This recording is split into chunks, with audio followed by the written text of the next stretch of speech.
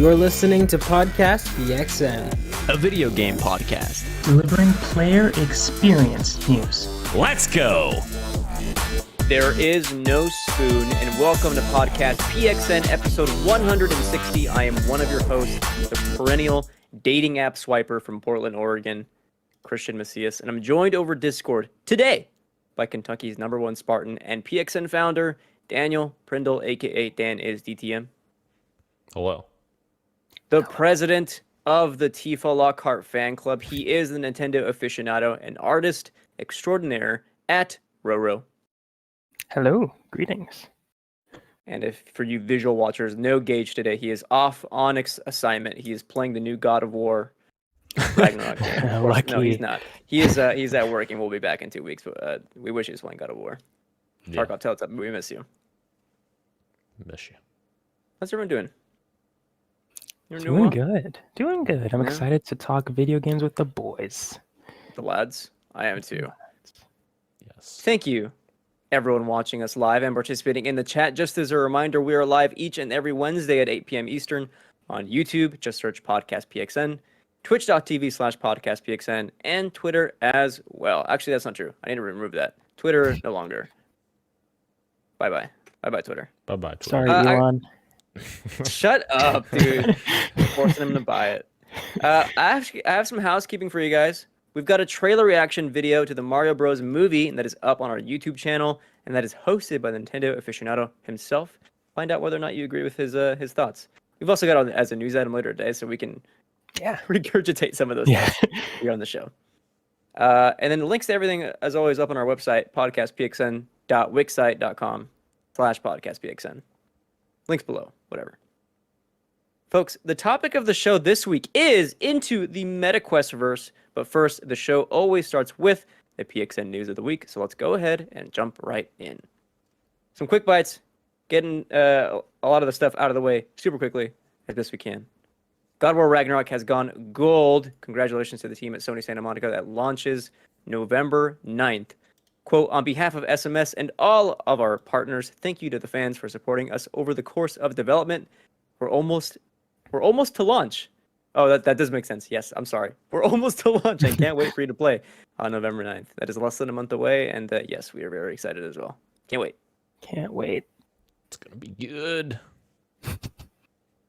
By the way, we all have PS5s now on the on this podcast. So, spoiler cast? Oh, yeah. I mean, I'm down. I am down.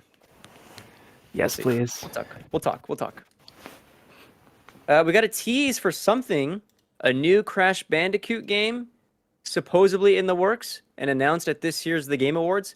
This comes from Nibel. We're looking at a picture of something that was sent somewhere. I don't even know. I don't know what the context is for this, but it's supposed to be a tease for an upcoming Crash Bandicoot game. It'll be announced soon. We'll see. We'll see. Are you going to play it? Am I going to play it? Yeah. You've never played one, right? Yeah. What the fuck? I have never played a Crash game before.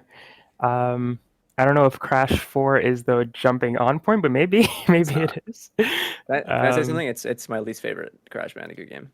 Oh. I didn't like it that much. Well, then. Whatever. I'm a hater though. What do I know? Interesting. This is like a secret package that people got, it looks like, which is, definitely a tease or announcement is coming soon based on the video that I'm watching right now. But hopefully it's at the Game Awards. That'd be cool. Makes sense. Very cool. Is this not like a digital thing? Is it, or is it like is that a real box? It was a real box, it looks like. I guess I should have watched the YouTube video and not just gone off the pictures, but yeah, anyway. I guess we'll find out this December if a new Crash game is actually on the way. But until then, you can get your hands on a new Xbox controller with a color Lunar Shift, and it looks pretty sexy. It's got my Twitter isn't opening, so I can't give you details on it.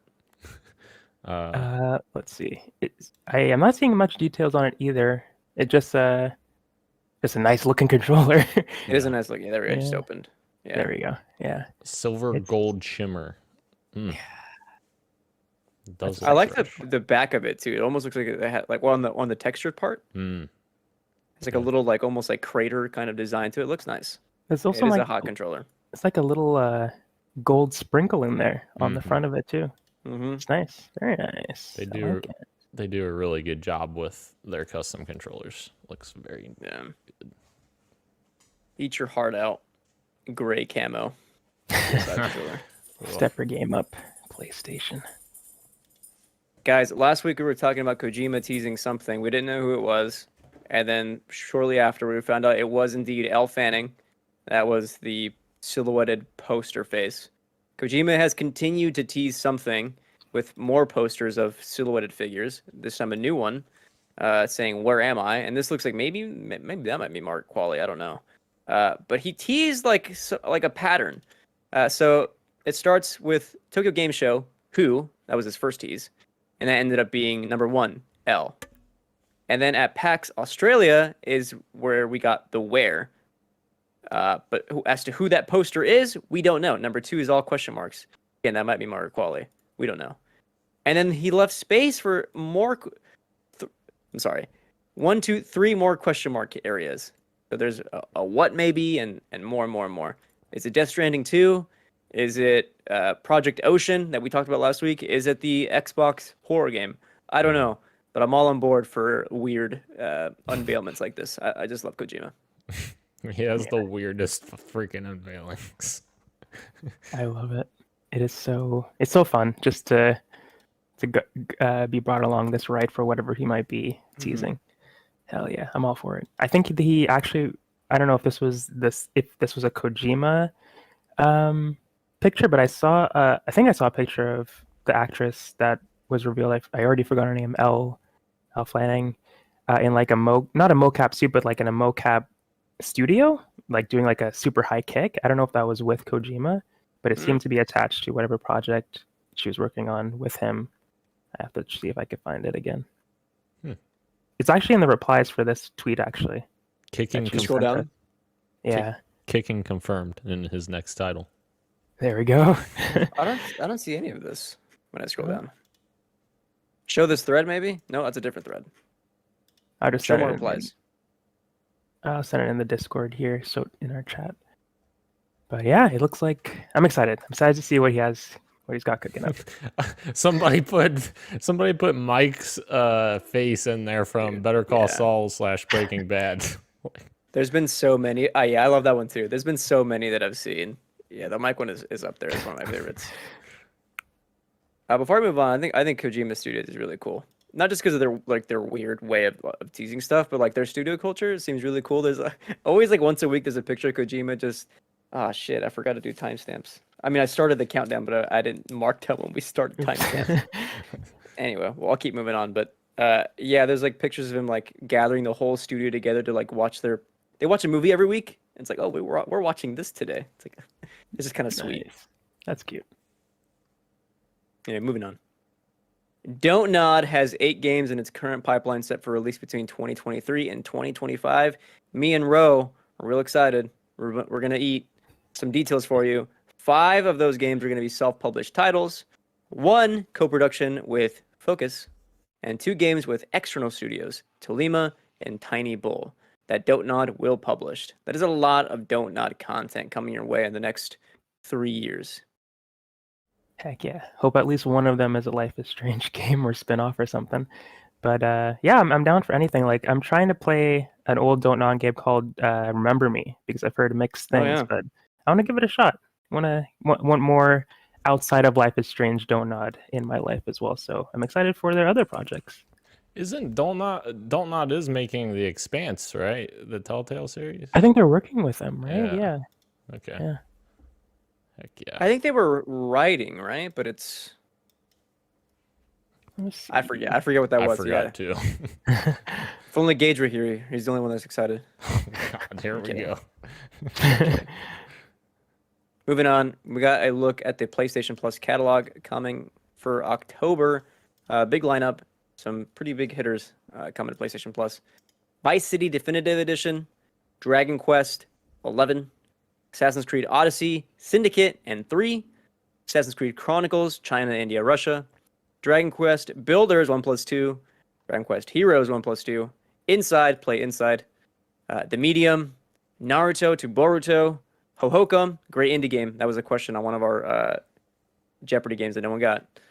And then premium titles coming in October: Yakuza 3, 4, and 5 remastered, Limbo, play Limbo, Ultra Street Fighter 4, Castlevania Lords of Shadow, and Everyday Shooter. There's some hitters in there. PlayStation Plus continuing to grow their lineup.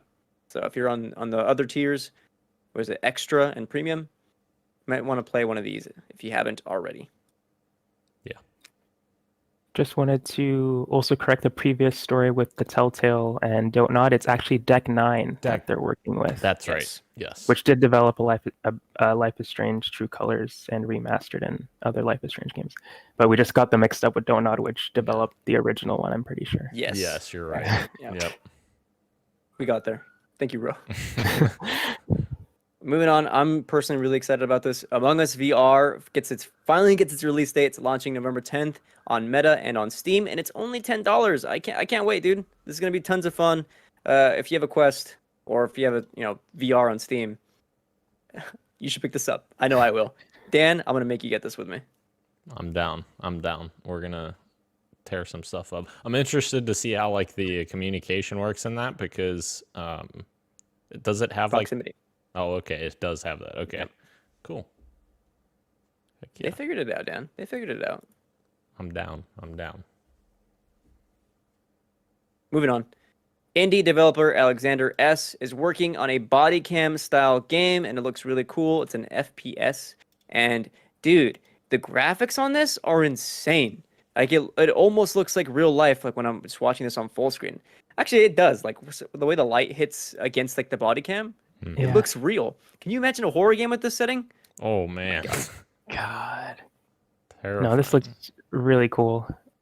And it's first person, but it's from a slightly higher perspective, but I just like the body cam feel. The fisheye lens is probably what's giving off the different feel of it. But yeah, this is really cool and it looks real, which is kind of scary, but yeah, it looks awesome. Technology is going crazy right now. And the shake. Oh, sorry. Oh, please. I was just saying, the shake of it, it does very much mimic body cam footage, rather than you looking through the eyes of the person. It is cool. Yeah. I totally don't remember what I was going to say, but I will also add that we were talking about this during Modern Warfare 2 when the beta was out, the way you spectate players with the helmet and body cam, that was awesome. So having a game that's played like this might be pretty cool. Indie developers, I love you to death. You make cool stuff, so thank you. Yes. And speaking of indie developers, Garamond has joined the roster of racers and Bloodborne Kart. I can't wait for this one. If you enjoyed Bloodborne PSX, get Bloodborne Kart on your radar ASAP because he's been working on this for quite some time and it looks stunning. Oh my goodness. I didn't know this was a thing. This is great. Dude. I've been real excited about this one. He's the one that did the demake for the PlayStation 1 style Bloodborne. But it's pretty much almost 1-to-1, just looks like a PS1 game. But Bloodborne Kart, come on. This is incredible. Oh my god.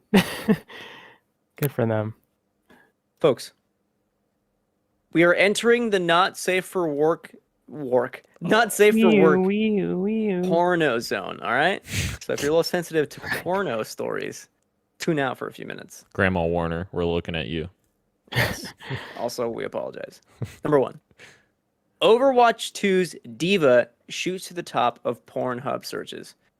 I have nothing to add to this. All I know is that I've been seeing a lot of Diva cosplay and Diva videos on my Twitter. This is just on Twitter of people going absolutely feral for a supposedly more caked up version of Diva.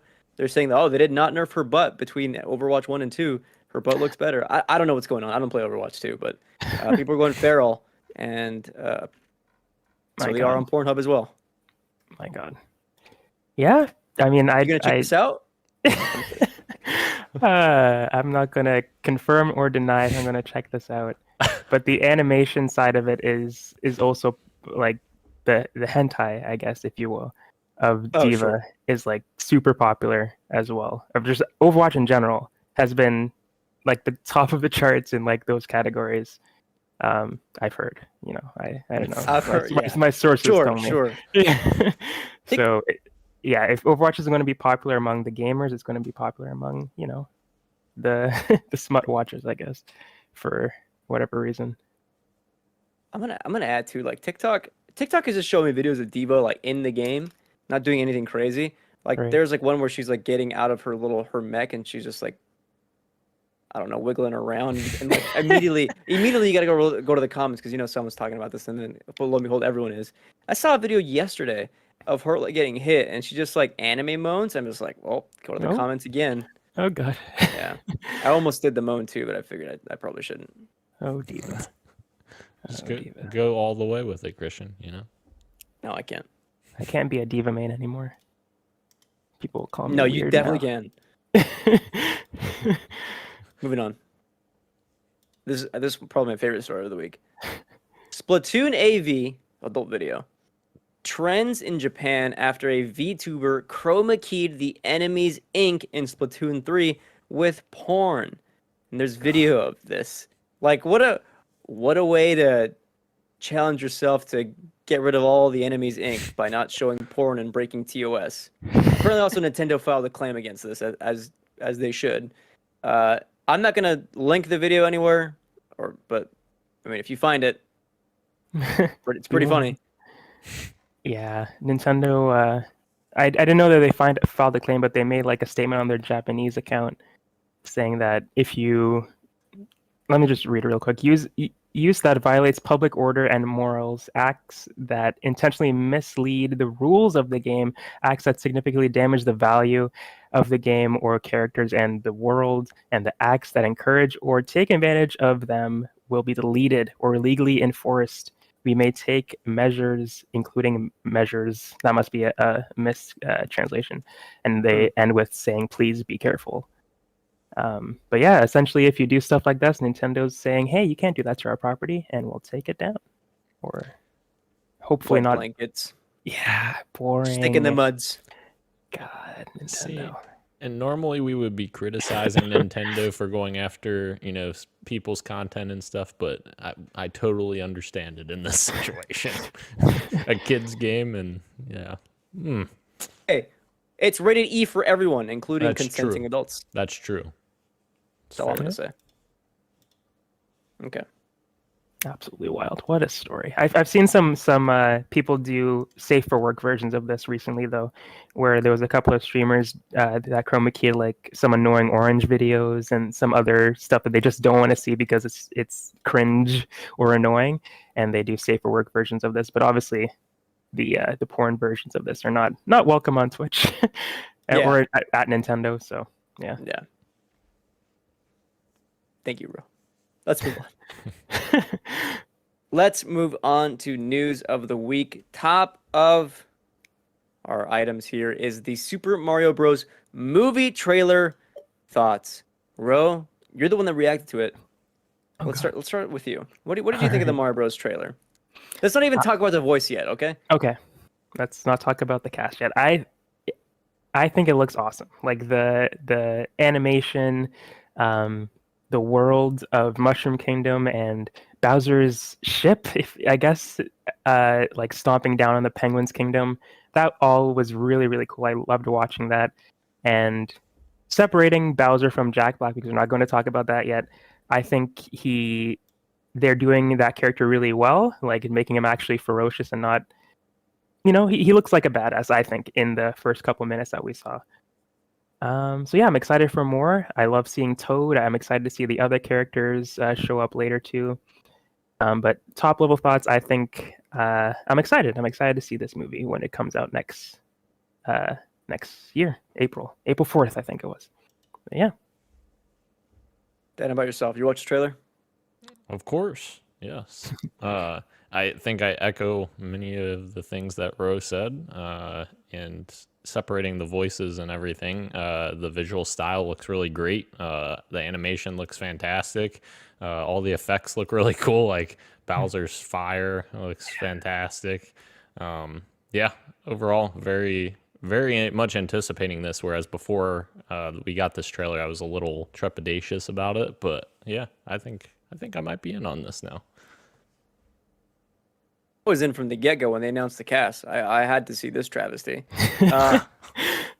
I think it's no surprise how gorgeous it looks. Like Illumination, like I mean we can dunk on the Minions, but like at least their movies visually look really good. And for whatever reason, like this has like actual art style like at every turn. Like the Mushroom Kingdom looks gorgeous. Even though like yeah, like Ro was saying, like the effects when when Bowser is breathing fire on like the Ice Kingdom, like that looks gorgeous. And then Mario opens his mouth and it's like, oh, we were lied to. Chris Pratt is just his normal voice, just a little bit higher registered. And that I think is the only thing that worries me about this movie is that I have to listen to Chris Pratt for an hour and a half of him doing just the Chris Pratt voice, and like it's not gonna be Mario. And like my takeaway is like, first of all, I think I'm allowed to complain about this. I think people who are like, oh, it's a kids movie, it's like whatever. We're all consuming it anyway. We all have takes on the internet. We're allowed to criticize things. That's like part of the engagement with how we are online and how we exist online. My second thing is like we really should hire more voice actors. Remember in Sonic Adventure 2 when they had the voice actor for Tails in the movie? That was great. Yeah. Why not have more voice actors in these Hollywood productions? I don't know. I mean, the answer is they get butts in seats, but still. Right. Yeah. And I've been thinking about it and I've looked at other takes online, and when I watched the trailer and I did the reaction, I was of the mindset, hey, what you just said with getting butts in seats and wanting to make money, that's why they have the big name cast. But I also said that I don't think Charles Martinet or those kinds of voices would work in this movie because of the type of story that they're trying to tell. But the more I think about it, it's like Charles Martinet has done many other voices besides this Mario. He's a voice actor. I think it's stupid for me to think that, and I did think this, but I think it's stupid for me to think that he can't do a voice that would work in this movie. Because he could. He's a voice actor. He's a professional voice actor. He could do it if he's asked to do it. So yeah, I agree with what you're saying, Christian, that voice actors that have been in this character, has been working on this character for years now, should be afforded the opportunity to bring that character to the big screen and adapt them in a way that would work for this type of movie. Because yes, it would be annoying, I think, to listen to Mario just do wahoo wahoo the entire time in Charles Martinet's voice, but I think that voice actor could change the character's voice enough where it sounds appropriate to the character and also not annoying to listen to for potentially 2 hours. And like, if people are going to complain that we're going to go watch a movie with an annoying voice, like the Minions exist, and those movies like did begging numbers recently. I also want to, before I get to Dan, because he was about to say something as well, I want to point that Tara Strong, also another voice actress, like very important to our childhoods if we grew up with cartoons, was like publicly, I wouldn't say denouncing, but like publicly tweeting about like her distaste with Hollywood and being like, we should hire more voice actors. Like this, Charles Martinet was the voice of Mario for 20 years. He is a professional voice actor. He has a wider range. He should be given more opportunities to bring his character to life. So, and I agree. But Dan, what do you think? Well, just real quick off of what you just said, like even like the Uncharted movie, for instance, like a lot of people were wanting Nolan North to play Nathan Drake, and he quite literally almost is Nathan Drake, his voice, and he looks very similar to Nathan Drake, but of course he's not a traditional Hollywood actor, so he doesn't garner as much interest.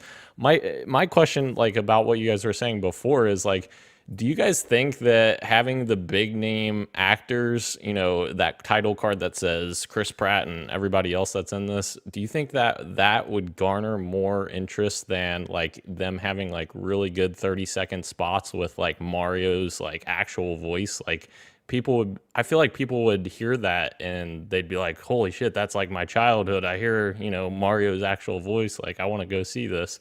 Like, it's an interesting question, I feel like.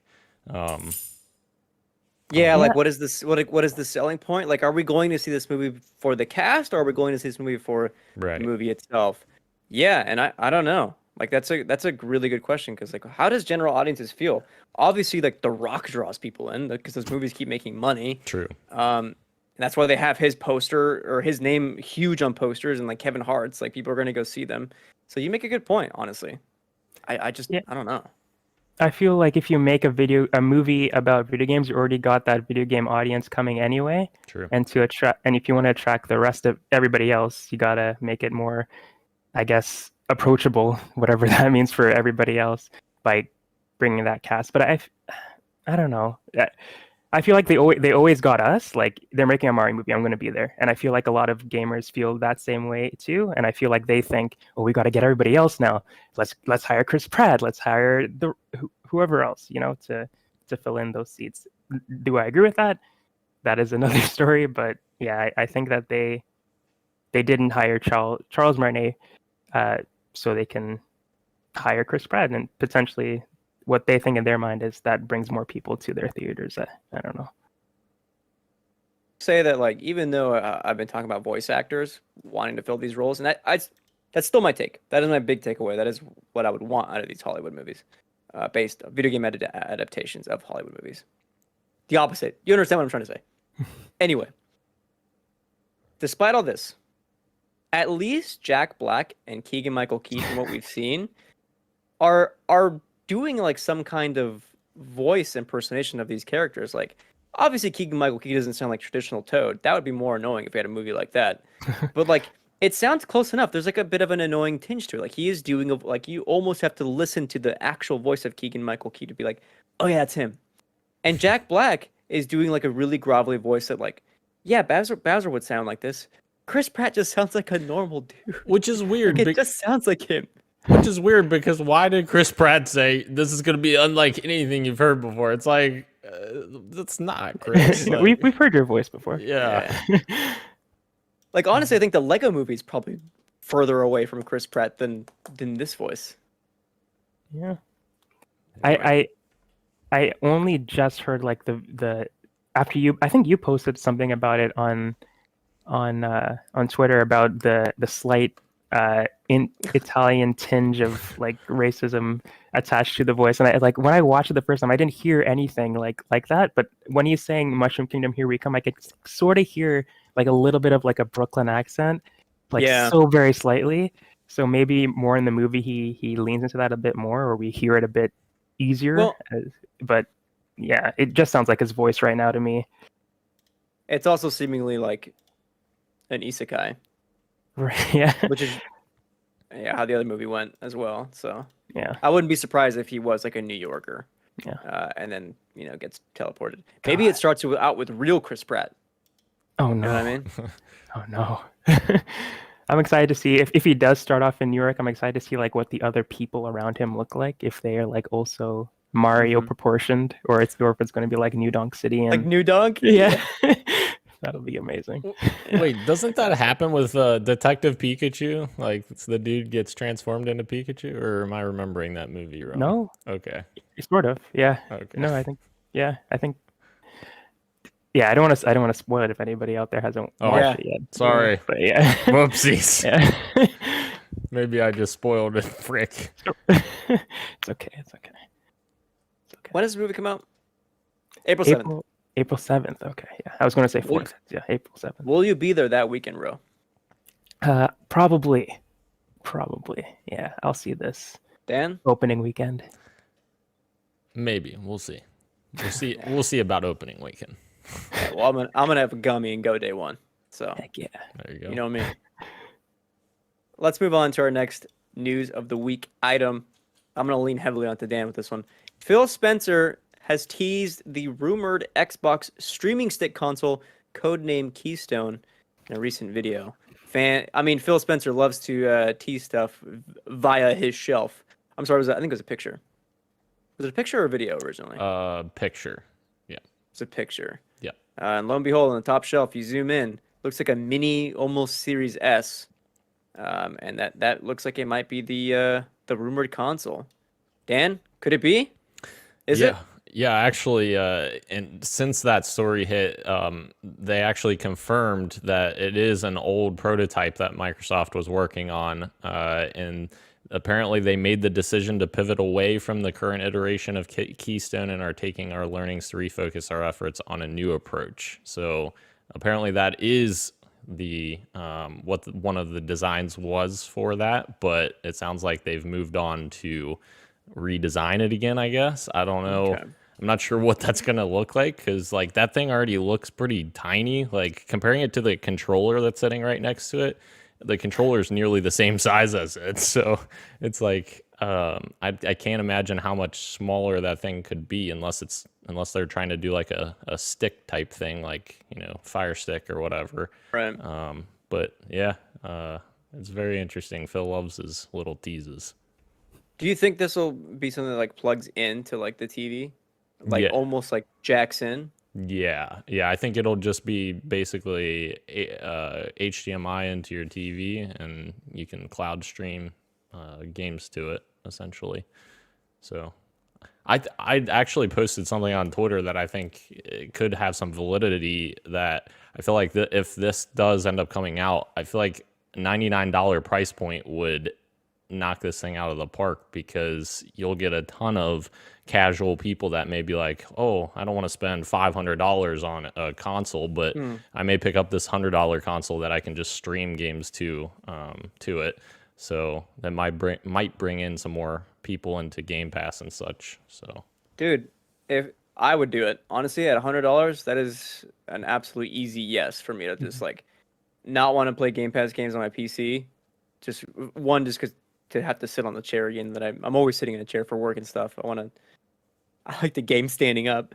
But two, just like running out of space and stuff. I can just cloud stream, just, you know, whatever game on Game Pass from comfort of my own couch or standing up, whatever, just on my TV for $100. That's an absolute easy yes. and you know what? Actually, I'm remembering as well, Stadia had some really cool functionality where We'll their grab another. well, yeah. Rest in But peace. in terms of the technology was really good in terms of streaming, and they had some cool technology where if you had their specific stick or whatever, you would have less latency, because they were doing things behind the scenes that I guess improved it with that box, and as well as the controller. I think if I remember correctly, the controller connected straight to the cloud rather than to the box, then to the cloud. So it saves some steps for latency. So if they do stuff like that, that could definitely help their latency issue as well. Yeah. Oh yeah, yeah. I think this is awesome. So I hope they are working on this, and that this is a tease that it's on the way soon. Because I do it when I have to, but I genuinely hate PC gaming. Like I just want to play on my console, or yeah, especially because I'm using a gaming laptop, so it's even more uncomfortable. But yeah, I would love to just have access to the Game Pass library on my TV. Just put a stick in the back, and that is awesome. Like that's amazing accessibility to that catalog of games for everybody. So yeah, I hope this is on the horizon very soon, and When do we that see it's at it? a good price point, like you said, Daniel. 100 sounds great. Yeah. When do we see it? Take a guess.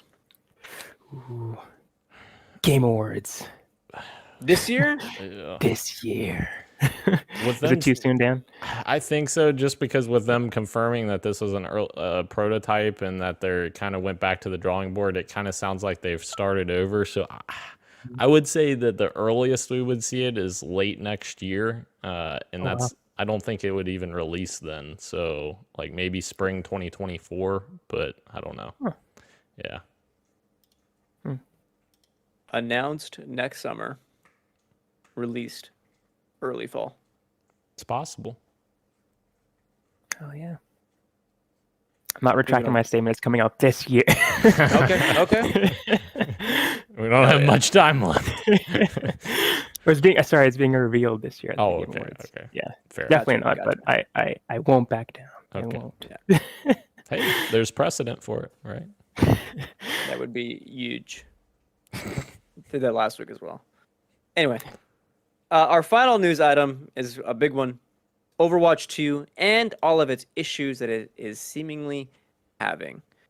First of all, Overwatch 2 launched last week and immediately was DDoS, leaving players having a pretty miserable launch day of nearly infinite infinitely long queues of just like that thing. It was not, servers were not up. Then they had fixed them, and then over the course of the weekend, they were just having just server issues left and right. Not constant DDoS attacks, but it seems like it was like pretty frequent where they were like, it would be at a very low number in the queue, then it would rise up to like 20 or 40,000. Sometimes you would get in, then you would get kicked out mid-game. So they were having a lot of server issues. I'm going to stop there and say, did anyone even try Overwatch 2 here at all? I haven't played a game of Overwatch 2 yet. I haven't like hopped into quick play or anything like that, but I did hop on PlayStation and on my Switch. And it didn't take me long to get in. That was because it was, I think, 2 days after the game launched. So it seemed like things had settled down a bit. And I was doing like the account merger because now they have the option to combine your accounts. Like I've played on the Switch, I played on PC, I played on PlayStation, and all of those places have different accounts and different skins. So I merged my PlayStation account with my other ones, so I can get all my skins from that account because I had the most time played there. And that took a while, but after a day, it was all good. And I still haven't played, but I just took a look around, looked at the skins and stuff. But yeah, it seems to have settled down. Like the queue time seems to have settled down at least. Right. Yeah. I gotta say though, we were saying this in the private chat. Like, I look at videos in Overwatch 2 and I see no difference. Like, honestly, it still looks like Overwatch 1 to me. I'm sorry. It does look the same, and I think a lot of the players would say that, but what I would agree.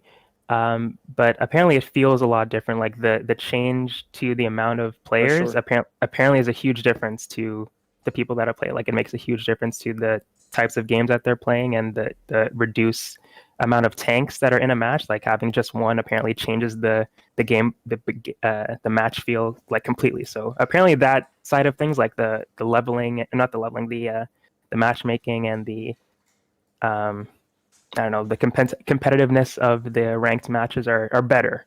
That's what I've heard from players that have played it. But just looking at Overwatch, yeah, it looks exactly the same.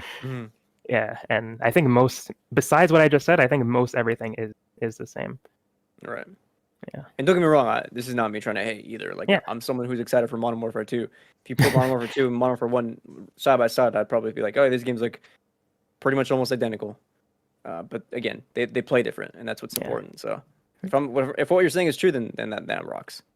However, speaking of skins, a bug in Overwatch 2 caused players to auto-purchase skins without their permission. It's since been fixed. However, Blizzard will not offer refunds. What? Which I think is egregious.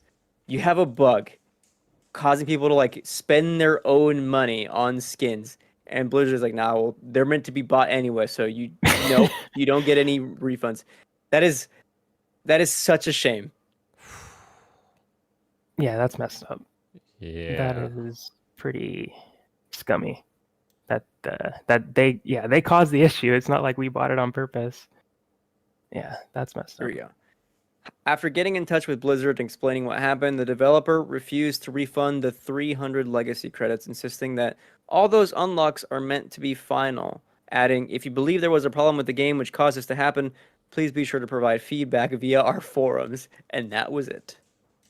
How are we supposed to find out it was a problem without experiencing the problem in the first place? Like, we have to accidentally buy them to know that it's an issue, unfortunately.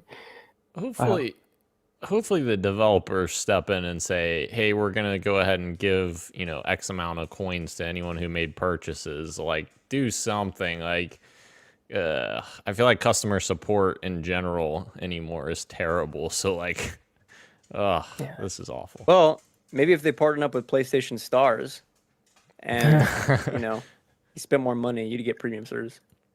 God. True. I've also heard that the skins are not cheap to begin with. Like the amount of currency that they're asking for in the first place is already pretty steep. So the fact that they're not getting refunded for a purchase that they didn't make really sucks. Mm-hmm.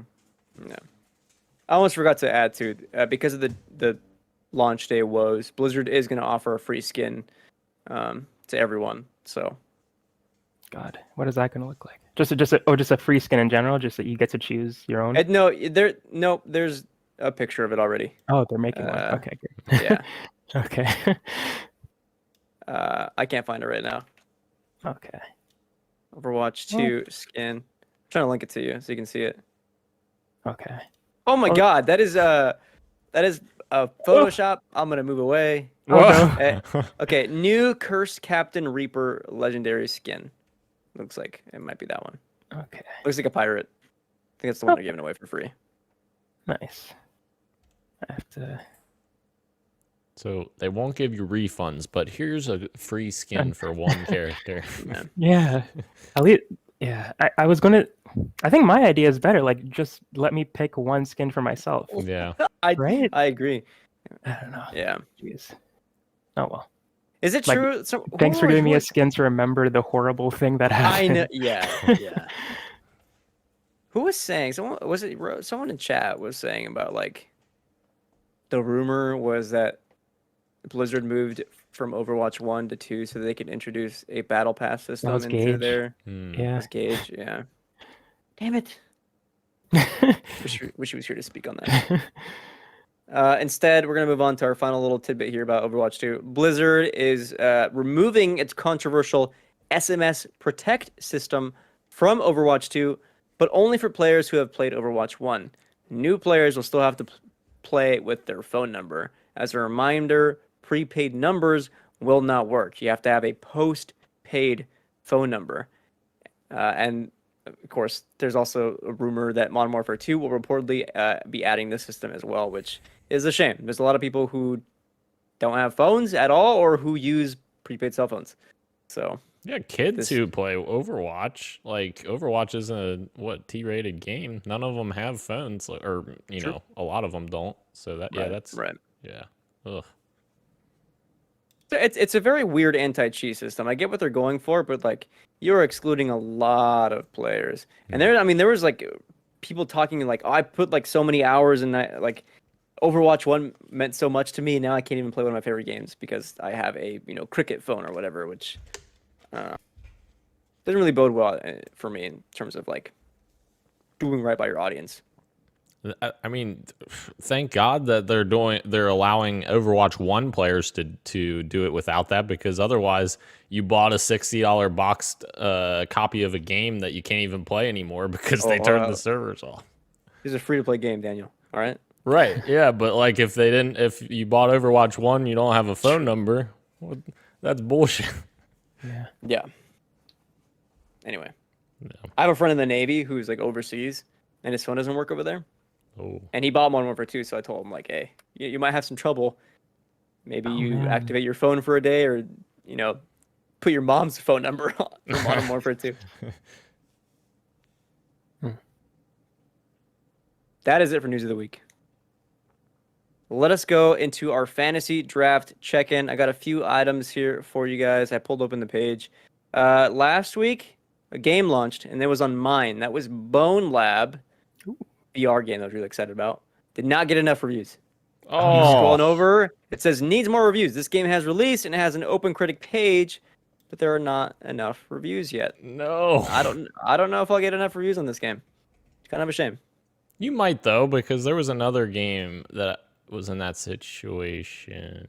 Oh, it was the Forza DLC, wasn't it? Yeah. So you just give it a week or two. We'll see. I'll review the damn game myself. All right. Anyway, we got some stuff on the horizon here. This week, myself, Scorn releases October 14th. That's on Game Pass as well. Inshallah, that gets good reviews. Also, the game looks cool. I wonder when those reviews are hitting. I know. Usually they hit around maybe tomorrow. Probably tomorrow. If anyone's even playing it. Wait, never mind. That's not right. Sorry. I had seen some tweets from, not from the publisher, but from someone in PR for Scorn, like tweeting about like, hey, if you want codes for Scorn, get in here. And so I gotta imagine that reviews are coming before the game actually drops. I'm gonna assume either tomorrow or morning of the 14th. Probably tomorrow. Anyway.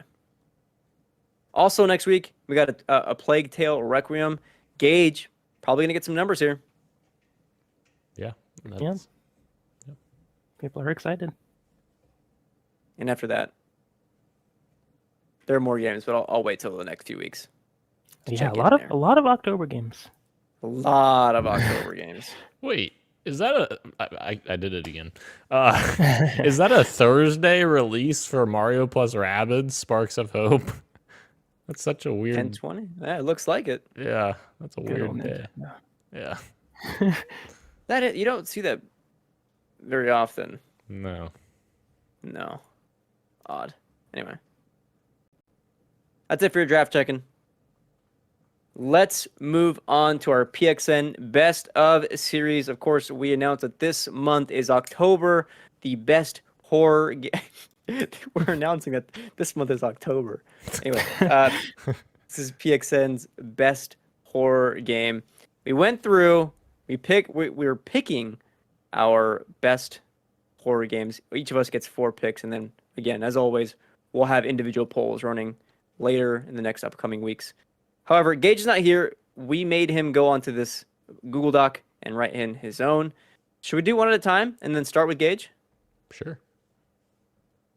We'll do one at a time. So Gage's first pick is going to be Resident Evil 2 Remake. I can't speak to Gage's what he thinks about the game, but I agree. RE2 Remake is one of the best games ever made, not his best horror game. So that's a solid pick from Gage. Banger pick. Agreed. What you got, Dan? What do I have? Christian. My first one is Alan Wake. A beloved Xbox 360. I love that reaction from you. Xbox 360 psychological thriller, but I guess it counts as a horror game. I just really like that game's vibe, and the flashlight was a really cool mechanic. How you used it to interact with both the world and the enemies. I thought was a really cool idea. And the story was just wacky as hell. I don't know what the hell was happening half the time, and he was in his own writer's head, but Alan Wake's own head. But yeah, it was a wild ride, and really enjoyed it. Fun game. Two things I really enjoyed. Remedy just rocks. Like, they understand like narrative. 2 things I really enjoyed was that like the narration that Alan Wake does, like, yes, was banging. Like, that felt like I was hearing audio from an actual novel, so I really enjoyed that. But also like the Twilight Zone-esque like episodes that you would like see when you run into like those TVs that they would have like spread throughout like the levels, which I thought was like, whenever Remedy like inserts videos into their games, you gotta watch those because they're always insane. The ones in Control were good. The ones in Alan Wake were just as cool. Absolutely. Oh, you're skipping this. That's right. I'm gonna skip this one, guys. People who are watching, you probably know this. I'm not a huge horror guy, so I decided to say maybe I shouldn't jump in on this one. Just like, yeah, I just for authenticity sake, because I really don't know that much about horror. I just don't want to pick some games out of my butt. Yeah. The next one we're gonna do is best anime, and I will be out of that one. Dan, what do you want first? What do you want first from me? What do I want first? You want a predictable pick? You want something kind of indie? You want something that's like certified, this might win? Well, I mean, I know one of them, so you could give me the one that I know. Are you gonna let me pick it? Sure. Yeah. All right. The odds are in my favor. My first pick is going to be Dead Space. There it is. Beautiful. What can I say that I haven't said about this game already? The only game to give me week-long night terrors. So vivid that I had to put the game down for months before I got back to it. One of the best horror games I've ever played, period. Like, that game is influential. I cannot wait to play the remake again in just a couple months. Dead Space. Love it. Love it. Oh, yeah. And Callisto very soon as well. Inspired by this year, December. Some of the same developers from the original Dead Space game. Yes. Let's go, baby. Let's go. Let's see. Gage's second pick, another Resident Evil game. Shame. Couldn't think of something else, Gage. You could do another Resident Evil game. That's RE7. Personally, I think RE8 is better. I can insert my own comments here because Gage isn't here. But RE7, the change in genre to first person, something to it. Yeah, I think that kind of change is inspiring some cool stuff in the Resident Evil universe. So I'd say overall it's a pretty solid pick. Is this spoiling anything? Do you have any Resident Evil games on your list, Christian? I didn't because I figured somebody else would. Okay. Well, then that's going to change probably one of my answers. So. And if I was going to have any Resident Evil game in my list, it'd be RE2 Remake. It's fair. It's fair. Dan, what's your number 2? My number 2. Speaking of Resident Evil 8, what you just mentioned, Christian. Actually, I completely forgot about it until you just said that, and I'm like, hell yeah, Resident Evil 8 is fantastic. I love that game, and I completely agree with you. I think it's way better than 7, in my opinion.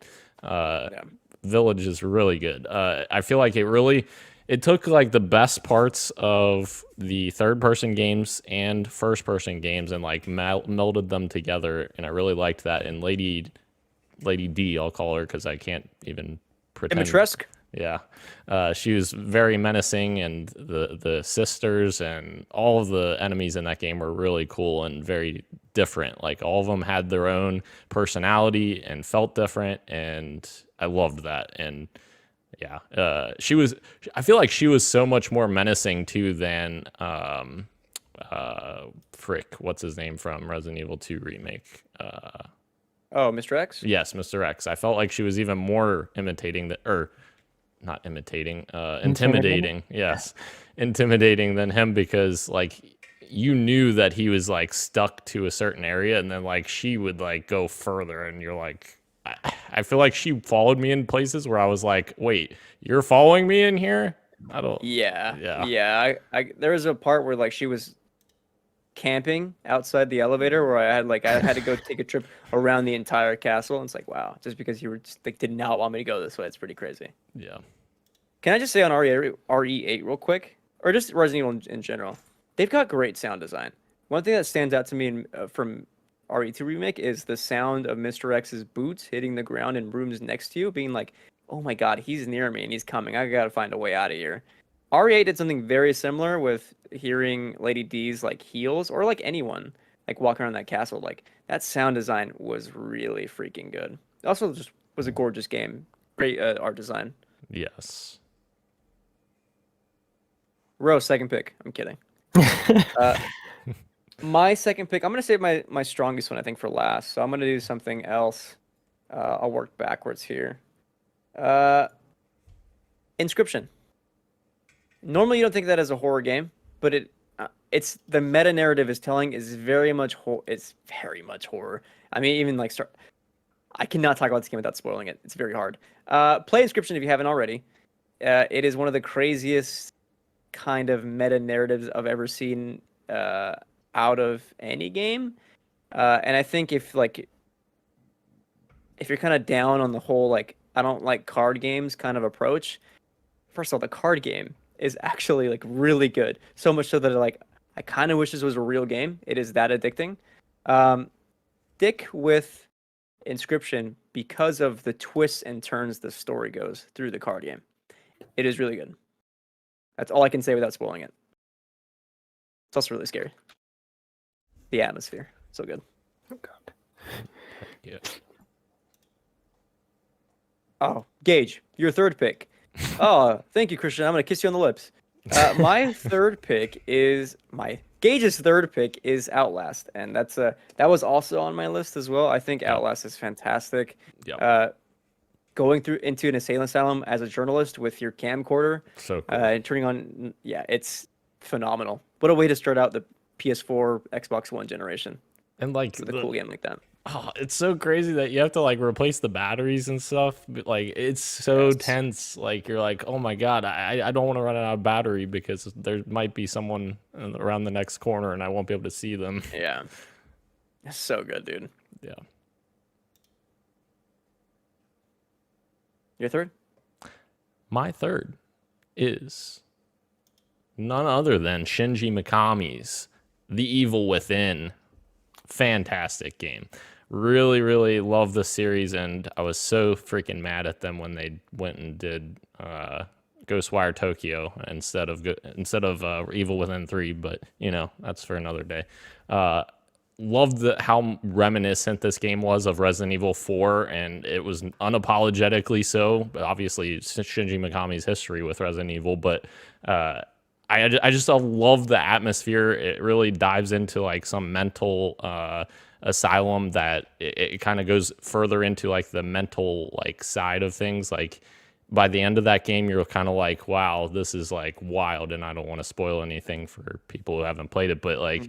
By the end, you're just like, what the hell did I just experience? Like, that was such a mind meld, and it had some very cool themes in it. And yeah, I enjoyed the hell out of that game. And its sequel was pretty good as well. So, yeah, love it. I remember I tried playing the Evil Within, and I played like about an hour, and I wasn't enjoying it. I didn't like the controls. Wow. I just felt like it was like too janky for me. And I was like, this is not close enough to Resident Evil as I was hoping it would be. So I never stuck with it. But yeah, I heard good things. Just one that I don't think I'll ever get back to, unfortunately. Very sad for me. One thing I found annoying with the sequel, they did this weird aspect ratio where they were trying to be, I guess, cinematic with it, where they had black lines on the top and bottom of the screen, like very purposely. But like it very much took me out of the experience. I'm like, I just want to see the whole screen, like, please. And they actually ended up updating the game like a year later and added the option to, do that to show the whole screen. So I thought that was interesting, but yeah. I guess if you're going to do that and you get that much backlash, like you should have, I don't know, maybe you should have had that as like an option, like how Ghost of Tsushima has the Kurosawa mode where it's just the black and white. Maybe you could have done that. Yeah, anyway. My third pick, another kind of indie game. This is Soma, horror game underwater that is very much also psychological horror. Soma is just like, if you want to like really meditate and interrogate the idea of like, what does it mean to be alive and to exist, and like, what does it mean to be human?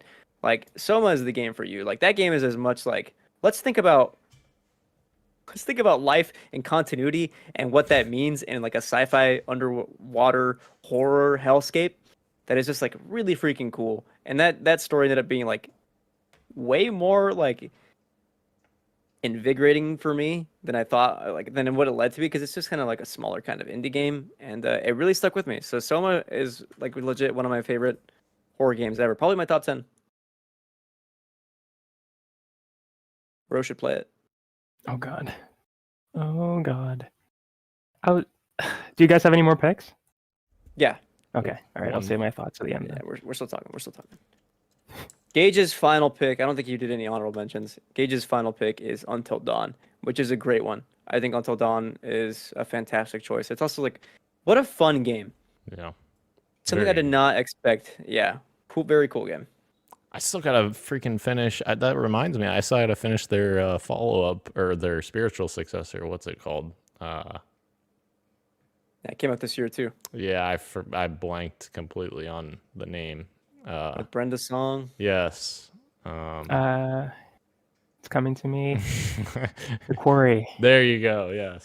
Thank you, Ro. Yeah, I was enjoying that game, and I kind of got distracted by other games.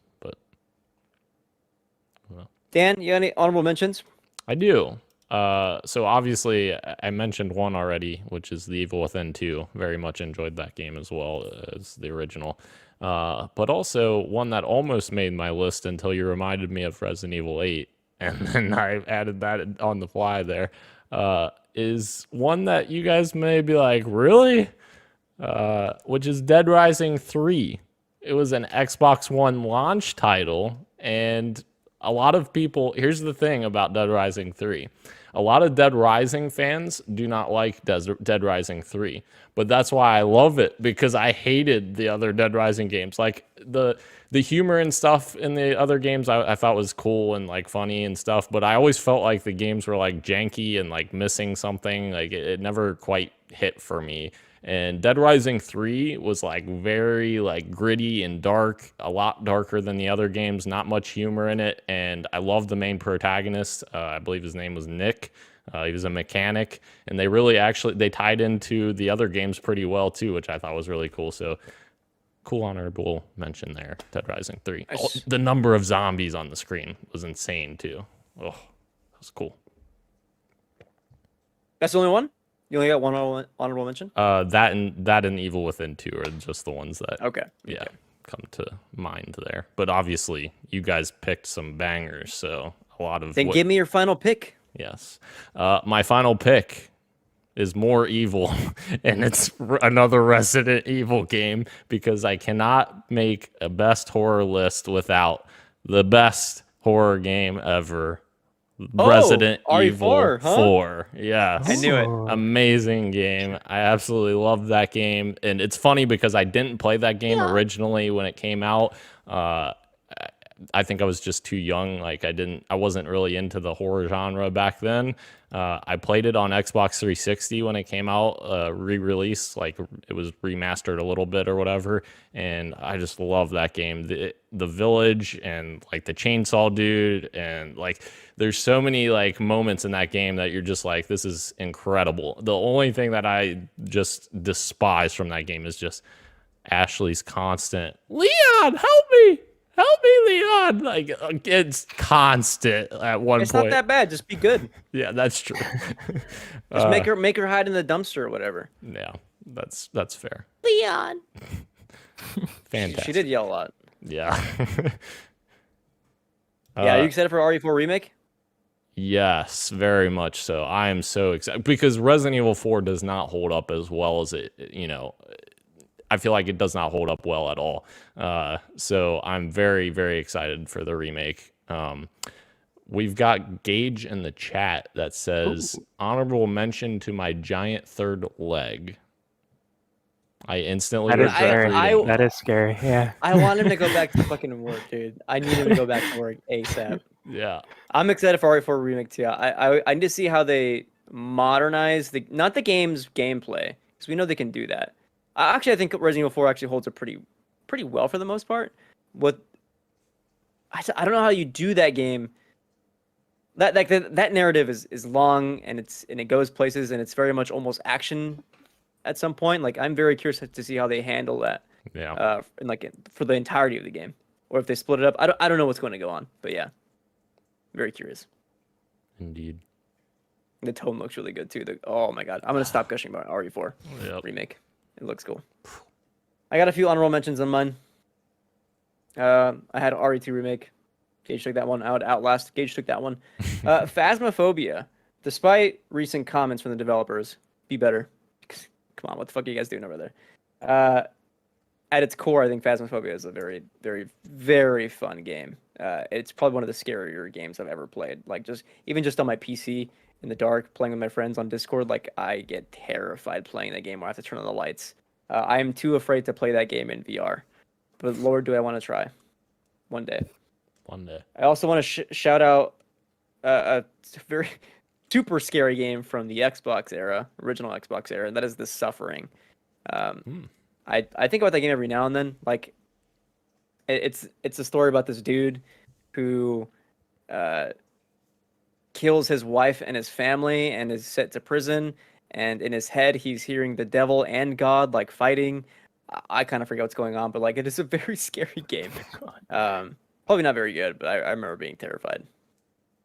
I have a few things that I want to mention here that these games are not going to show up on my list, and you're wondering why. It's because I haven't played them. Number one, Anatomy. That is a kind of a smaller game on itch.io. $3. It's lauded as like one of the greatest like modern indie horror games, and that's been on my list to play for a long time. I'm gonna get to it very soon. Amnesia. I've never played Amnesia, but like I've heard that's also like a fantastic game. Silent Hill 2. One day I will play this. And lastly, Dead Space 2, which I know is more action, but still it's a Dead still Space great. game. Still great. Also want to shout out some upcoming games. Callisto Protocol, can't wait. And then Routine. Routine looks cool. And then Dead Space. My final remake. pick. Yes, that too. My final pick. And I know what you're thinking. But that's not really a game. Sure, but it's also has since evolved into something that's been way bigger than itself. that has inspired things that have yet to come. I am talking about Kojima's PT, Oh, which was supposed to be the teaser for his Silent Hill game. And PT, I think, stands head and shoulders above so many like actual horror games. And this is like a couple hour, I don't know, maybe like 2 hour long experience that you play through. That it could be maybe seen as like a prologue to Silent Hill. It's supposed to be like setting it before the events of the actual game that was supposed to be a game. I think PT is like one of the scariest things I've ever seen. I've never actually beaten it. I had to watch my friend beat it for me. I was too afraid to keep playing. It's fantastic. If I can get my PS4 running again, I would love to actually try and play through it. It's what could have been. What could have been. it's like the MGS Ground Zeroes to MGS 5, right? Yeah, in a way. I think Ground Zero is probably a bit Bigger. more complex. Yeah, it's probably bigger, but yeah, I think PT is probably just as important, probably more important to the games industry than Ground Zeroes is. So True. that's it. Those are our best of picks. Ro, did you have something to say before we moved on? No, I was just trying to think of what games I would pick if I were to participate, and I did actually remember 2 horror games that I did beat in my high school days, but they were I think I brought them up on the show before, but those RPG Maker games, like IB, I think was recently announced for the Switch. It was games similar to that where I beat The Witch's House and Mad Father, and those are both 10 out of 10 games on Steam. So maybe I would have won. Maybe I would have won. I haven't heard of these. Just saying, they're really good. They're really good. Wow. The Mad Father and The Witch's House. Search them up. They're really good, guys. People out there who like 2D pixel horror games. Yeah. Okay. I might do that.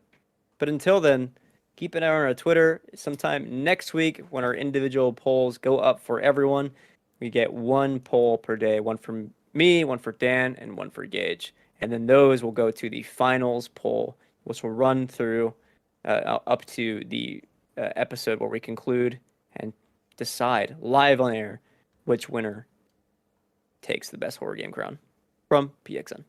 Heck yeah. All right. What you got for me, Dan?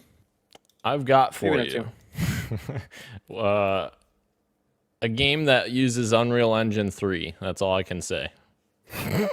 Oh. And yeah. Oh. That one that I said, Yeah. It uses Unreal Engine 3. I found that out after I ended, and I was like, that makes sense Jesus. now. Anywho, the other game that I've actually been playing, The Last of Us Part 2, ladies and gentlemen.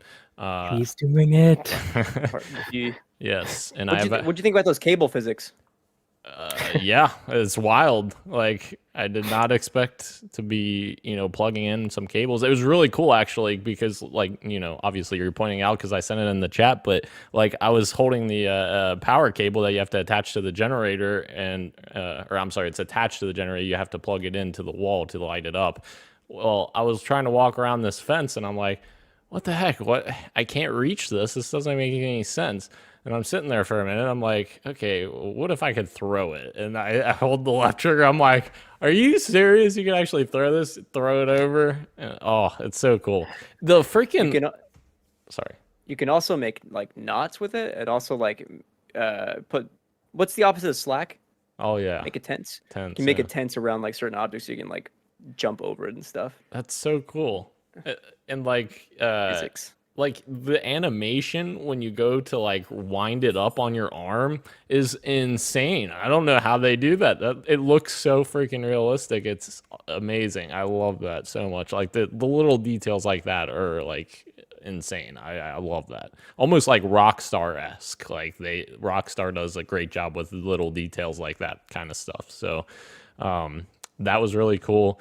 I'm about 10 hours in now, so I've made some significant progress compared to what I played before. I made it like 2 hours in before when I hit the moment and then stopped. So, yes, I'm very much enjoying the game thus far, as I thought I would. The gameplay has been very gameplay is good. so good, dude. Yes. Yeah.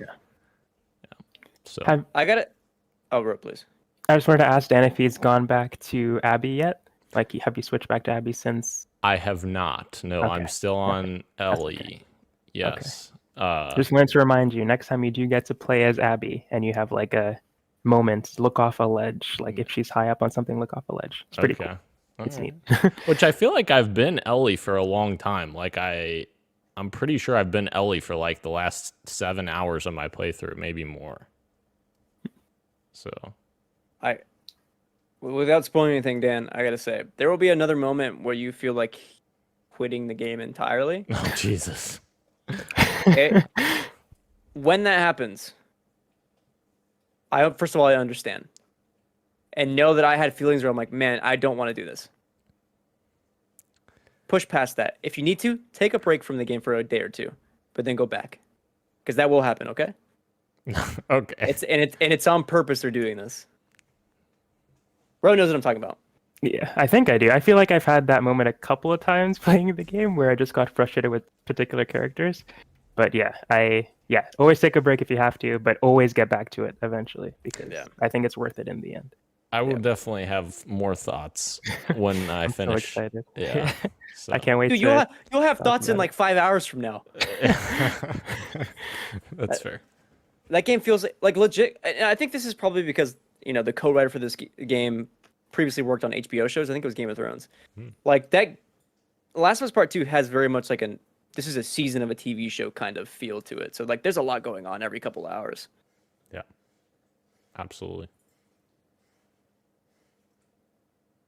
Oh, you done? That's it? That's all you got for us? That's all I got. Okay. Ro. Yeah, I hinted at this earlier. I'm still playing Cyberpunk 2077. I think this was in the pre-show actually, so maybe not everybody heard it. But I'm playing Cyberpunk 2077. Enjoying it quite a bit actually. I'm having a really fun time actually with it, and I'm liking like just the dialogue options and just. I think I'm falling in love with the night. Not in love. Saying in love with Night City is kind of weird because it's such a terrible place.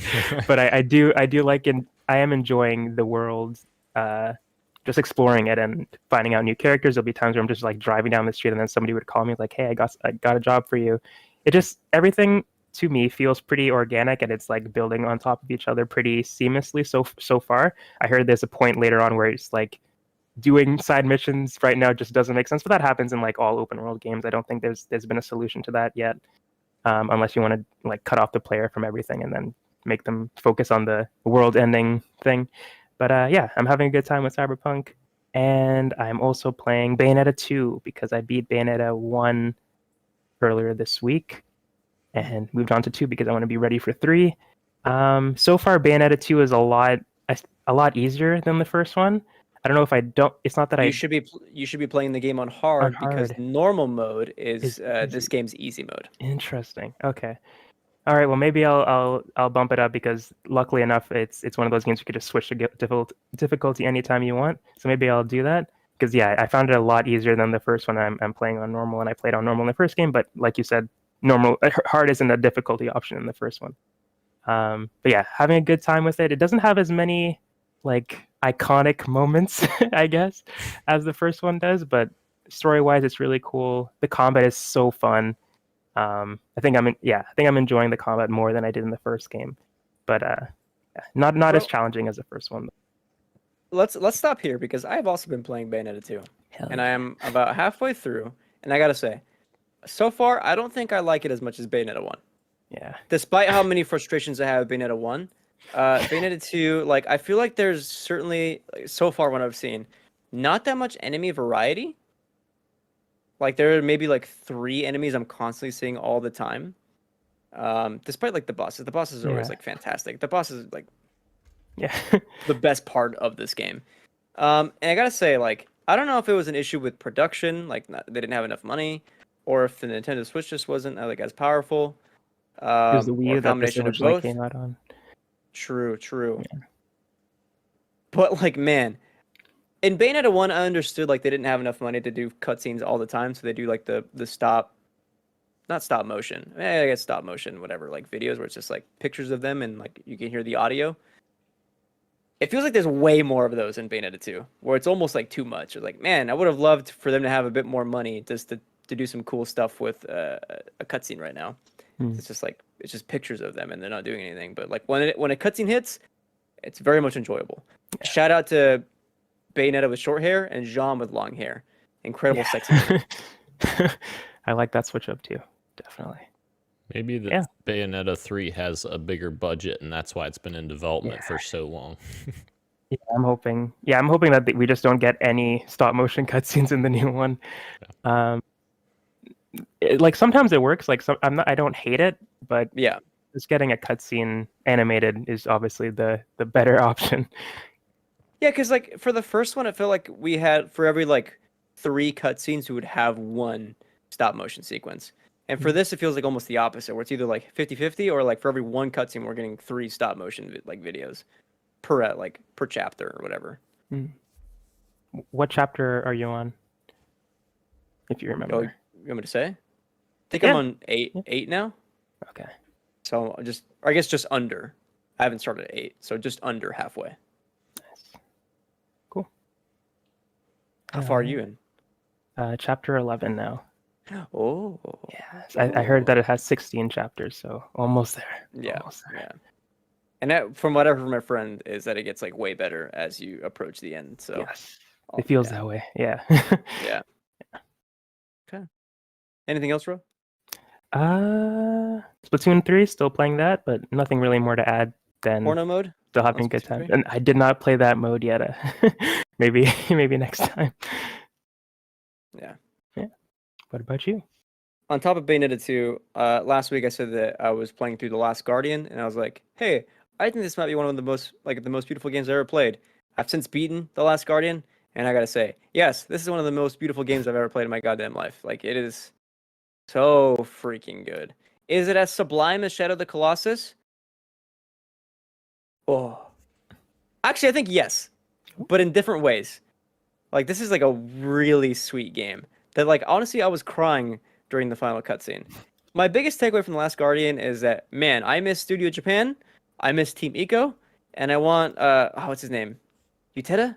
Is it Ueda? Oh, I don't know. Eco. What? I'm pretty sure it's Ueda. I want to get his name right. I don't think there's a T in there. Fumito Ueda. Bring him back. Where is he? We need you. We need you to make your beautiful art as video games ASAP. Yeah, that's all I want to say. I miss Studio Japan too. God. Yeah, man. For real. R.I.P. Oh, I'm host. That is it for what you got for me. Let's move on over into our topic of the show. This week, of course, our topic of the show is into the Meta Questverse. We got a couple of stories revolving Meta. Actually, a little bit of Xbox in there too, a little bit of Windows, but mostly all revolving around Meta. Starting, Meta has acquired Camouflage, the developers of Iron Man VR, and Armature, the developers of Resident Evil 4 VR. And Iron Man VR is coming to Quest 2 in November. We knew that Meta was getting more serious into the kind of gaming industry, doubling down on making cool games for the Quest. Resident Evil, of course, I don't know if it's going to come to Steam at all. Maybe not. But so far, I think it's still an exclusive to the Meta platform. But with the acquisitions, like, more could come along the way. We don't know. It seems like they are really doubling down on video game development. So that could be exciting. Maybe. People still very much like Facebook sucks, Meta sucks, and I tend to agree with that kind of line of thinking. However, if we get cool games out of it, I don't know, we might see more people adopting that kind of platform. What are you guys' thoughts on Meta acquiring Camouflage and Armature? Yeah, I thought it was interesting actually because your doc here has Iron Man VR and RE4 VR as their games, but like Camouflage, I remember because I backed their very first game on Kickstarter. It was called Republic, and it was like a stealth action like iOS game back in the day. Is it not Republique or whatever? Yes. Republic. Yeah, I think. Yeah.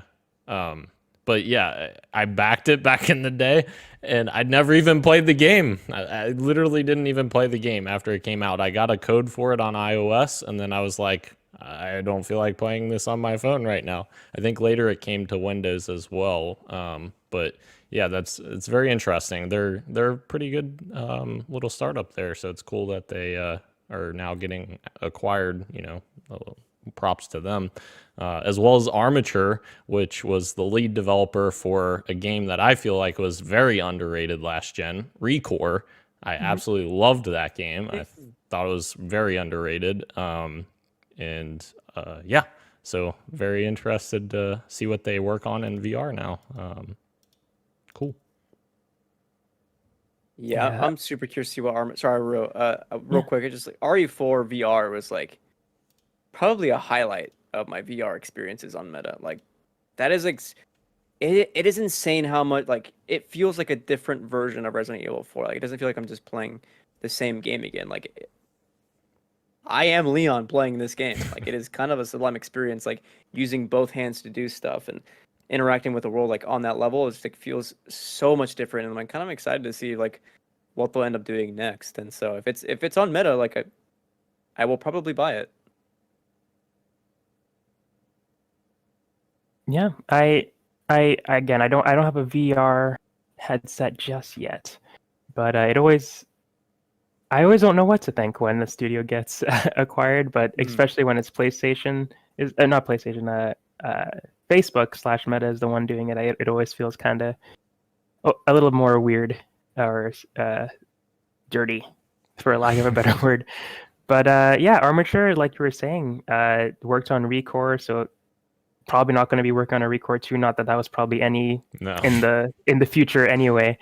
I saw a lot of people quote tweaking saying, "Oh no, no more Record 2." Yeah. It's like that wasn't on the way anyway. No. But yeah, it'll be interesting to see what they do with it. Hopefully, something good comes of it. It's good to see them trying to do more gaming stuff because that's what I want to see out of VR more than the metaverse stuff. So if they're Yes, making more yes. games, then that's good at least. Absolutely. And speaking of games, it's not all game focused, but I'll just read this next story. Xbox Cloud Gaming is also coming to MetaQuest store in the future. You'll be able to play Game Pass games on a virtual 2D screen, which I think is like huge. Like when we were saying like Game Pass is coming everywhere, I did not expect for it to be on like other platforms VR headsets. Like that is wild to me. But it comes with an actual whole partnership with Microsoft to bring not just Game Pass, but Teams, Windows, Office, and of course cloud gaming, all to the Quest VR headsets. This is going to tie into kind of another question. I won't say much here regarding all the other Microsoft suite of products, but just to touch on Game Pass, like that's kind of insane, dude. I don't know. Like we talk about the streaming stick being like an option to play Xbox games with like minimal kind of things purchased. Like there are a lot of people I would say who don't have a lot of gaming consoles or even the new gaming consoles that might maybe have a VR headset, like because it's a standalone thing. People buy that for like whatever Black Fridays. They get their little Quest 2s, and now all of a sudden they have access to Xbox games from their VR headset. It's gonna be really interesting to see how that kind of changes the kinds of players everywhere, or see who is able to pick up Game Pass games on their VR headset, or how it'll even work. See if there's any input lag. Yeah, and like, are you? My question is, are you going to be using the actual Quest controllers, or are you going to be using an Xbox controller tied into it? Like, because that'll be interesting as well. I don't know how you. I mean, like I guess when I'm VR gaming through my PC, I'm using my Xbox controller, but that's going to the PC. That's not going through the headset. If I'm using the Quest Pro, I don't know how you would connect. Like, is there Bluetooth, a Bluetooth connection? Yeah, I'm not. I don't think there is. Yeah, and I guess I guess that would be another question for Microsoft if they're willing to do that back end work, because remember they do have touch controls enabled for a lot of games. On mobile, for instance, you can pick up a phone and literally have on-screen touch controls that it translates it for you into the game. So maybe they'll have something like that where it takes the Meta Quest controller and takes that input and translates it to an Xbox controller input. So yeah. Interesting. Would you try an Xbox Game Pass game out on Meta? I'd probably try it out, but obviously that would not be my preferred way to play. I'm still personally like, I think cloud stuff is really cool, and I think it's cool to be able to play anywhere and all of that. But personally, I'd much rather have my console here playing low latency, perfect experience. So yeah, we're not quite there yet for me to jump on board 100% with cloud only, you know. Give me a second here. I have to pull up one more thing before we get to the next story item. Sure. I think I would play Xbox in VR if I had a VR headset. But yeah, like you, it probably wouldn't be my first option. But yeah, this is like, can you imagine if PlayStation were to do this, or if Xbox or Nintendo were to do this too? Just be able to play games anywhere. What a future that would be. That'd be nice. Too bad Jim Ryan's like, hell no. We want less games everywhere. Exactly. We're taking our games off of our own platforms, let alone put them on other places. I won't be able to find it, but I'll do my best to recall from memory. We'll just move on to the final item here. MetaQuest Pro has finally been unveiled. It is up for pre-order for $1,499.99. That is U.S. currency. It is backwards compatible with the Quest app catalog. And my main question is, who is this for? Of course, a lot of people have been discussing online that it's for employers, right? To have people like use these kinds of VR headsets. And I think Meta like has really been hammering down on having Meta not just be a gaming console, but for it to be something that is used in the workforce. Like that is like a thing that they want the metaverse to be used for. They just added legs, by the way. You can have an avatar with legs. You can walk around your conference rooms with them. First of all, I think it's sad that like the future we're imagining, that Meta is imagining, is just like conference rooms and just meetings. It's kind of boring when the sky's the limit. But it's in line with their partnership with Microsoft to have their suite of products available on Meta. However, with this price point, it begs the question, like, who is actually going to buy this? Let's consider, we now know that the MetaQuest Pro screen is not an OLED, it's an LCD screen. And I wish I had we had some specs, and compared to other headsets, it is not as strong. I know the refresh rate it will not be as high as the PSVR 2. I don't think the PSVR 2 will cost $1,500, however. Right. So, and is anyone going to want to buy into this? I think you hit that spot on, Christian. Like, if somebody is in the enthusiast market and wants like a top end headset, why would you not just buy a PSVR 2? Because there's no way that's going to be, your PS5 costs $500. That the PSVR 2, I don't see going over $600. So that's $1,100 there. Like, why would you buy a less powerful headset for $1,500? What? The Index is cheaper and it's more powerful. Yeah. And you're not locked to the Quest store. You're able to connect it to your PC. The only pro here is that the Quest Pro, no pun intended, is that it's a standalone headset, right? So you have the freedom there. But like, I don't know, one cable with the PSVR 2 I would say is fine enough. Get a long cable. Does it even save some money? Does it even feel like a big enough leap from Quest normal? Like, I feel like it's not. Yeah, like, that's my other problem. Like, this is $1,000 more than the normal MetaQuest. Like, what the hell? I don't understand. And maybe that's partially why they increased the price of MetaQuest, to be like, oh, we want to make this a little closer to, because this will be too egregious to be, $100 back further. But God. I also read that and it's probably because it's a standalone console, it doesn't need to be wired all the time, but I read that the battery life is actually worse for the Pro than the the original. God. But you could always keep it wired and where it wouldn't be an issue. But the fact that it's worse when it's unplugged, it's kind of sucks, right? Yeah. Absolutely, bro. I think that the other thing we have to keep in mind is like form factor. Like when Dan said, "Is this a big leap from Quest 2 to the Quest Pro?"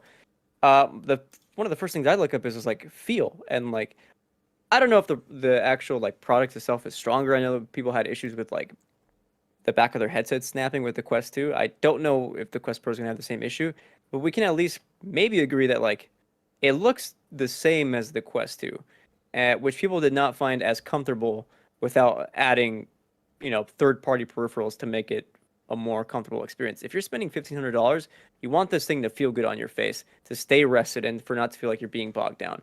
Based off this, it looks like it's not that much of a significant upgrade. Yeah, just get the Quest 2 with the battery add-on. That thing makes the headset way more comfortable. Like I have that and I love it. It's amazing.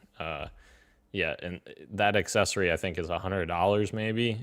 So my total investment was like what, 500 total for that accessory and the headset, and they want you to spend 1,500 for a less powerful and less comfortable one, or I'm sorry, more powerful but less comfortable. Yeah, I don't know. The thing that I bought was I replaced the entire Oh wow, head of it. yeah, So you have like something that rests on the top of your forehead, and then this is like the the weight anchor on the back. wow, And you can adjust both, like the original. You can adjust the back, but you can also adjust like this front stuff, and it's been a lot nicer resting on my head. yeah, that's cool. I've not seen that. I guess the other thing I don't know about is the Pro controller. Like I don't know what the difference is between the original Quest controllers and the Pro controller. Like that might be a significant upgrade there. I don't know yet. Yeah, I guess they ditched the rings. I don't know. Oh, you're right. Yeah, there's no rings. Yeah. Can't wait to do spreadsheets with my $1,500 VR headset. Hey, there's a basketball mini game too, Yeah. apparently. Oh my god. Is there? And it actually makes it harder to do the spreadsheets with this. Like, who's putting in spreadsheets with this thing? Like, what? I don't know. Really don't know. I don't know if I can see any companies outside of, Facebook, Meta, using this. Like, Dude. who would want to invest this much? The employees there don't even want to use Meta. Like the people That's that true. are working on Meta they're literally it's being forced upon them. Like in an article or a video I was watching today, it's like it's part of their daily, or not daily, but once a week routine to use Meta. Like otherwise they wouldn't use it. Like it's part of their work routine that they have to use it. Wow. And to I think not the exact quote, but I'm ad-libbing here. It's like, how are you going to fall in love with Meta if you don't use it? And they're making the employees use it in hopes that they will start enjoying it, or I don't know. It's really weird what's going on over there with the whole Meta thing. But everything that I've seen out of it doesn't look very promising yet. But yeah, it's so funny to just watch I'm like watching a video on it. It looks so janky. Yeah. And they have so much money. It's so weird. I think it's also kind of weird that one of the selling points so far from what we've seen from the Pro, like the kind of blog posts about it, is backwards compatibility. I mean, one would hope that if it's a Pro version of an existing headset, it would be backwards compatible with everything. Right. Yeah, I would hope. Otherwise, yeah, one would hope so. Which, okay, if it is, then again, why 50? There is no reason for me to jump from my Quest 2 to my Quest Pro. No. Especially when they're probably going to release a Quest 3 at some point. Oh, God. Yeah, I mean, unless they don't, and Right. this That's is true. right. But I wonder if they'll release a lower end model. Like we are not originally. Well, we were kind of speculating when they first when we were getting teases of the look of the console or the MetaQuest. I wonder if they'll actually do that, or they just keep going up if they decide to release more consoles. Like if they'll have a more approachable entry. I don't know if they would. They raised the price of their Probably Quest not. 2. Yeah. They made things less approachable. Yeah. Anyway, we'll see how the Quest Pro shakes out when it releases. I don't think there was any release date. I feel bad for developers too. Like, who's gonna develop for this thing? Like, you're not gonna have a install a user base. Yeah. That is a really good point. I mean, what I would imagine is you spend most of your resources on Quest 2, since that's where most of the player base is anyway, and then spend additional resources on like it's the same game, but it's running a bit better because it's using the Quest Pro specs. Fair. And I granted that's not easy; they cost money to do, but Right. that's how I'd imagine it. I don't know. Is there anything that would get you to buy a Quest Pro? Halo Infinite VR porn. VR porn? No. I don't know. No, there's literally nothing that could get me to buy a $15 or not $1,500 VR headset. That's insane. It's $2,229 in Canada. Oh my God. Shit. So definitely not going to buy it. Even if they put The Last of Us Part 3 exclusively Exclusive? on there, I probably wouldn't buy it. I probably couldn't. My God. Crazy. I have to save up for VR 2 or PSVR 2 because I know I'm probably going to get that one. Yeah. My goodness. I'm trying to make some video essays on VR, PSVR 2. Exciting. And I Anyway. think that just this price point just proves to us that PSVR 2 is not going to be on the lower end. It'll definitely be probably $500-$600. That's the worry. That's the worry, Daniel. Yeah. And I think you're right. It can't be anything more than half of this price. Right. It can't be 700. No one. Yeah. I don't know, man. We're like approaching a recession. Yeah. Yeah. No one's going to be able to buy these things. Yeah. However, I mean, I know that Sony just recently said that they are having like significantly less setbacks for production right now. Not just with PSVR 2, but consoles as well. So I don't know. Maybe if they can, I don't know. Maybe there's something there that they can save a little bit of cost. I don't know. Who knows, Daniel? Who knows? Who knows? When do we even see the price of this thing? I don't know.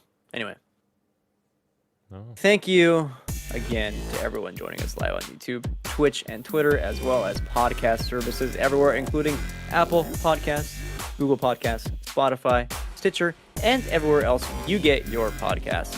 This has been Podcast PXN. Thank you, Roshan. Thank you, Gage, who is at work. Thank you, Daniel. Thank you, me. Oh, I did the other, and this has been Podcast PXN, and we are out. Much love and keep on gaming. See ya.